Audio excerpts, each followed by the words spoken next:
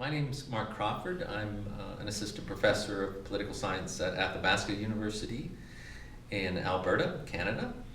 I'm interested in the area of post-secondary education, specifically comparisons between Canada and the European Union. I've been both a student and a professor in Canada and in Europe, and I thought it would be interesting to explore this area, particularly now when both Canada and Europe are having to face these pressures of both fiscal constraint and growing globalization, the growth of the knowledge economy, and so forth.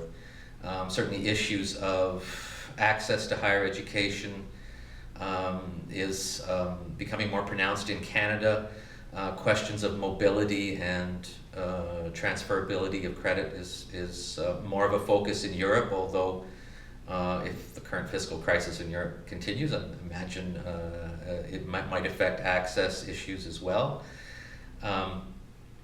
Now, both Canada and Europe are trying to strike the best possible balance between access and mobility for students and general considerations of economic competitiveness. That is, economic competitiveness both at the level of the institution, the university, and national and regional competitiveness as well. So as a result, both Canada and the EU are witnessing a kind of merging of social and economic policy with respect to post-secondary education. And that's certainly an important area of commonality. Now, Europe can be said to be catching up to Canada in terms of working on creating standards and improving mobility and transferability within the European Union. But there is a sense, I think, in which Canada has something to learn from Europe as well.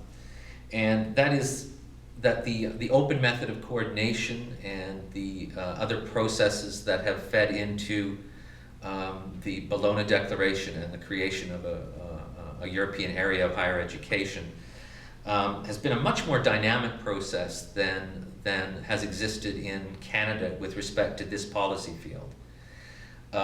It has become somewhat marginalized perhaps by the dominance of health policy in Canadian federal-provincial relations. That might be one reason. Another is, I think, there's a kind of although there is a dependence on the federal government for funding to some extent for universities and students, there still is a jealous guarding of provincial jurisdiction that is evident. So collaboration in post-secondary education policy is comparatively sporadic in Canada.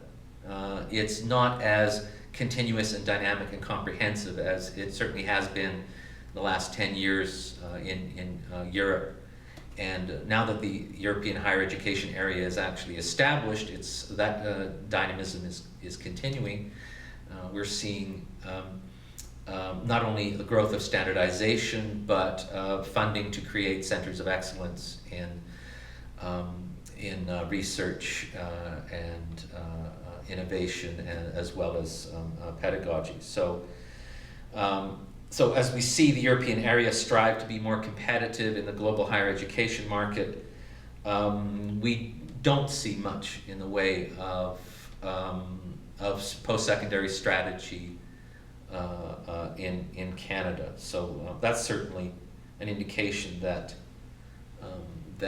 in Canada, although the term collaborative federalism is often used to describe this policy area, it's a very sporadic collaborative federalism, and arguably could benefit from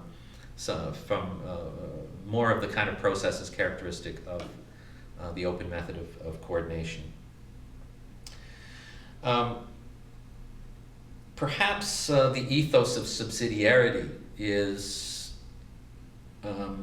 latent in Canada, but needs to be more developed. That might be another way of conceptualizing this comparison if one is thinking about how best to adapt European methods to Canadian federalism.